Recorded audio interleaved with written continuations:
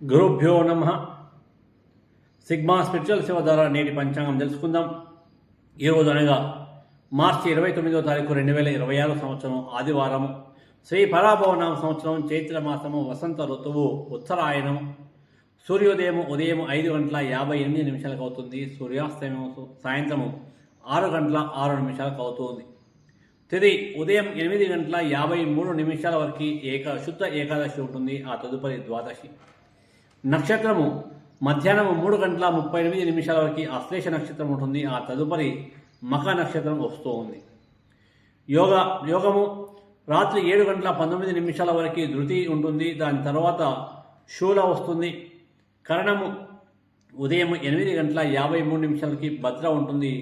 దాని తర్వాత రాత్రి 8:15 వరకు భవ ఉంటుంది. దాని తదుపరి బాలవ రావడం జరుగుతుంది.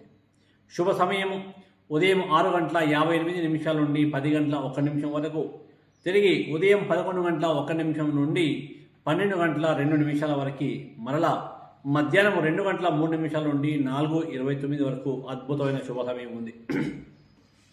రాహుకాలము సాయంత్రం 4:30 నుండి 6 గంటల వరకు, యమగండము మధ్యాహ్నం 12 నుండి 1:30 వరకు, దుర్ముహూర్తము సాయంత్రము 4:29 నుండి 5:18 వరకు ఉంటుంది.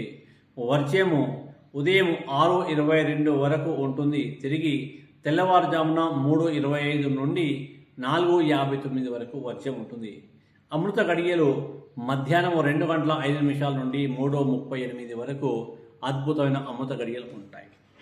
అదేవిధంగా ఈరోజు పుట్టిన ప్రముఖులు చూద్దాం. 1798 సంవత్సరంలో అమెరికా మాజీ అధ్యక్షుడు జాన్ టేలర్ గారు జన్మించారు. 1944 సంవత్సరంలో బి వసంత ప్రముఖ తెలుగు సినిమా నేపథ్య గాయని జన్మించారు. 1950 సంవత్సరంలో ప్రముఖ తెలుగు తమిళ చిత్ర నటుడు ప్రసాద్ బాబు గారు జన్మించడం జరిగింది. 1952 సంవత్సరంలో KNY పతంజలి ప్రముఖ తెలుగు రచయిత జన్మించారు. అదేవిధంగా ఈరోజు జరిగిన ప్రముఖ సంఘటనలు చూద్దాం. ఈరోజు ఒక భారతదేశ మొదటి స్వాతంత్ర సంగ్రామానికి నాంది పలికిన రోజు అని చెప్పుకోవచ్చు.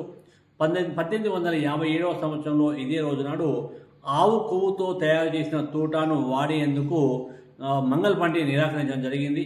దాంతోపాటు ఒక బ్రిటిష్ అధికారిని కూడా కాల్చి చంపారు. అదే మొదటి భారత స్వాతంత్ర సంగ్రామానికి నాంది అని చెప్పుకోవచ్చు. దీంతోపాటు తెలుగు వారందరూ కూడా గుర్తుంచుకోవాల్సిన మహనీయుడు సీనియర్ నటుడు ఎన్టీఆర్ గారు.